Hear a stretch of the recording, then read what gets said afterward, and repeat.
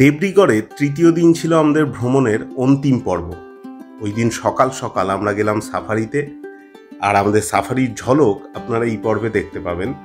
এরপর নেচার ক্যাম্পকে বিদায় জানিয়ে আমরা চললাম সম্বলপুর স্টেশনে। পথে দেখে নিলাম হীরাকুঁদ ড্যামের কিছু মন মাতানো দৃশ্য।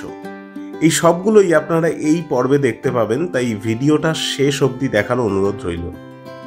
নমস্কার বন্ধুরা, আমি তীর্থঙ্কর, আপনারা দেখছেন ভ্রমণ রসিক ব্লগস। তৃতীয় দিন ভোরবেলা আমরা চললাম দেবরিগড়ের জঙ্গলে। অন্য দিনের তুলনায় এই দিন ভিড় প্রায় ছিল না বললেই চলে। 12 সিটের ক্যান্টারে শুধু আমরাই। সকালের জঙ্গল সবসময় এক অন্যরকম সৌন্দর্য নিয়ে আসে। হালকা রোদের লুকোচুরি লেগেই থাকে গাছের পাতার মধ্যে দিয়ে। আমরা সেই মুহূর্তগুলোর সাক্ষী হয়ে এগিয়ে যেতে লাগলাম। এবার আমাদের শুরুতেই অভ্যর্থনা জানালো একদল গোল্ডেন জ্যাকাল। নির্ভয়ে রাস্তার উপর খেলা করতে করতে সেই দলের এক সদস্য আমাদের দেখে এগিয়ে এলো আমাদের গাড়ির দিকে। কিছুক্ষণ দেখলো, তারপর যেন বলতে চাইলো, কি গো, ছবি তুলবে না?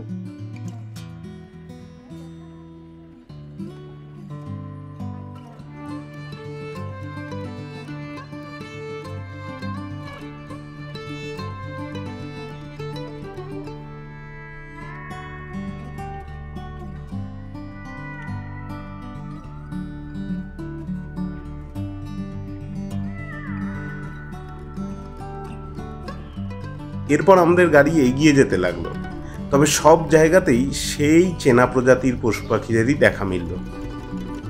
সহধর্মিনীর হাতে ক্যামেরা দিয়ে আমি চোখ রাখলাম জুম ক্যামেরার স্ক্রিনে। সর্বক্ষণ খুঁজতে লাগলাম সেই পশুটিকে যার দেখা মেলেনি আগের দিনের সাফারিতে।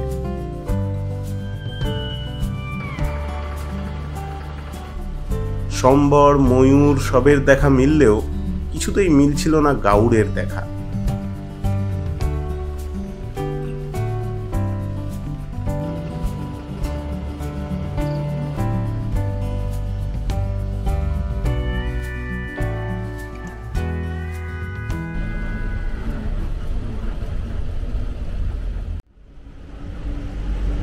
সাফারি করতে করতে আমরা অনেকটা পথই চলে এসেছি, এখনো আমরা বাইসনের দেখা পাইনি।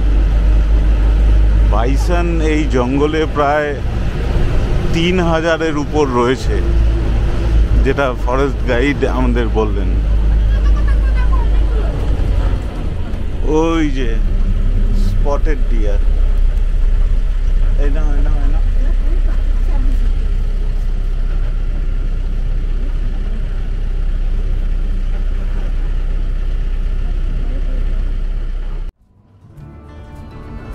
অনেকটা পথ অতিক্রম করবার পর এক জায়গায় কিছু লম্বা গাছের সারির ফাঁকে দেখতে পেলাম একদল ইন্ডিয়ান গাউড়।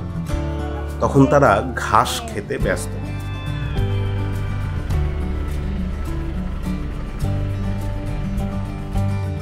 অনেকটা দূরে থাকায় খুব ভালো ফুটেজ পেলাম না, তবে যা পেলাম সেটাই আপনাদের সাথে শেয়ার করছি। তবে আমাদের সাফারি কিন্তু সার্থক হলো। গাউড়ের দলকে পেছনে ফেলে এগিয়ে যেতে লাগলাম পার্বতী তাঙের দিকে। এই জায়গাগুলোতে নর্মালি ভাল্লুক দেখা যায়, যেটা ফরেস্ট গাইড উনি বলছেন। এগুলো সব বেয়ার জোনের মধ্যে পড়ে। অনেকে এখানে লেপার্ডও দেখেছে। অনেকটা চলার পর আমাদের সাথে এক অদ্ভুত ঘটনা ঘটল। আমাদের গাইড হঠাৎ করে গাড়ি থামালেন। ক্যামেরা পথের দিকে তাক করতেই চোখে পড়ল এক জন্তুর পায়ের ছাপ। সেই জন্তু এই মাত্র এ পথ ধরে হেঁটে গিয়েছে। চারিদিকে তাকিয়ে দেখলাম যদি কিছু দেখা যায়, পেলাম না। পরে গাইড জানালেন ওটি ভাল্লুকের পায়ের ছাপ ছিল।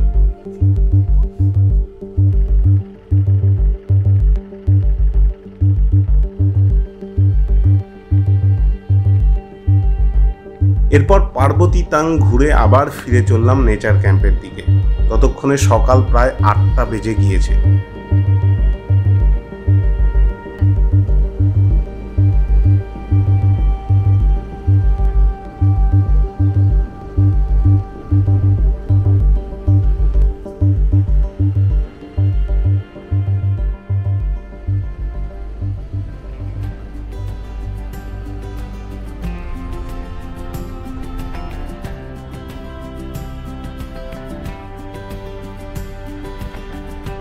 নেচার ক্যাম্পে ফিরে ব্রেকফাস্ট সেরে রেডি হয়ে নিলাম।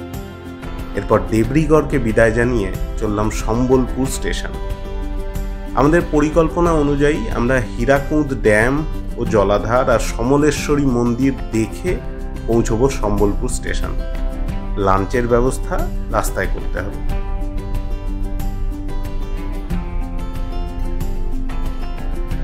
হীরাকুঁদ ড্যামের এই যাত্রাপথের দৈর্ঘ্য প্রায় 25 কিলোমিটার। দুটি পাহাড়ের মাঝে বিস্তৃত এই ড্যাম ভারতের সবচেয়ে দীর্ঘস্থায়ী ড্যাম, যা কিনা মূলত মাটি দিয়ে তৈরি। মাটি ছাড়াও ম্যাসোনারি এবং কংক্রিটের ব্যবহার হয়েছে। বাঁধের সৌন্দর্য প্রত্যক্ষ করার জন্য দুদিকে দুটি মিনার রয়েছে, একটি জওয়াহর মিনার এবং আরেকটি গান্ধী মিনার। আমরা প্রথমে যাব জওয়াহর মিনার। হীরাকুঁদ জলাধারের কিছু জায়গা আমার সেই সুন্দরবনের স্মৃতিকে তাজা করে তোলে। সেগুলোই দেখতে দেখতে পৌঁছে গেলাম জওয়াহর মিনার।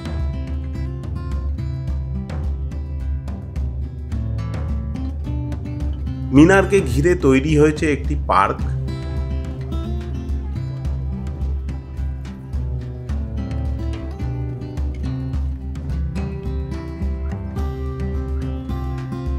কোনো রকম শুল্ক ছাড়াই প্রবেশ করলাম সেই পার্কে।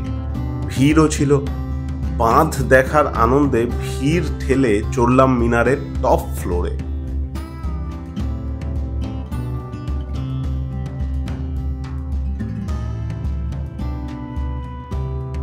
এখান থেকে বাঁধের দৃশ্য মুগ্ধ করার মতো। মূল বাঁধের দৈর্ঘ্য প্রায় 5 কিলোমিটার, কিন্তু এখান থেকে বাঁধের যে মূল কার্যকারিতা সেটা স্পষ্টভাবে বোঝা যায়।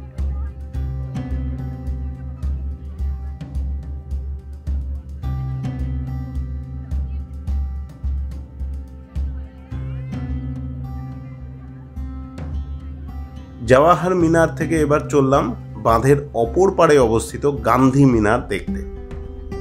পথে এক রেস্তোরাঁয় লাঞ্চ সেরে নেওয়া হলো।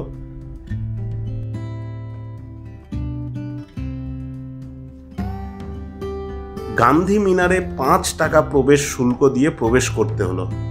গাড়ির প্রবেশ মূল্য 20 টাকা।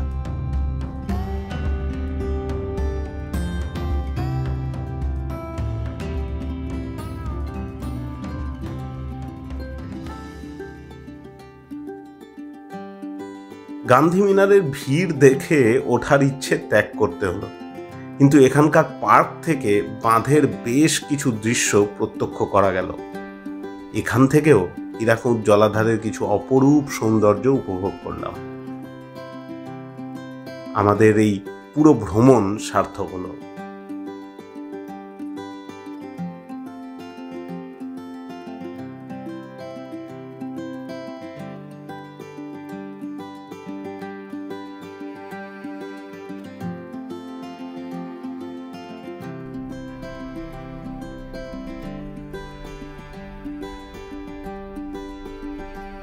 হীরাকুঁদকে বিদায় জানিয়ে এবার চলে এলাম মা সমলেশ্বরীর মন্দিরে। সুবিশাল মন্দির চত্বরে লাইনে দাঁড়িয়ে মা সমলেশ্বরীর দর্শন সেরে নিলাম আমরা সবাই।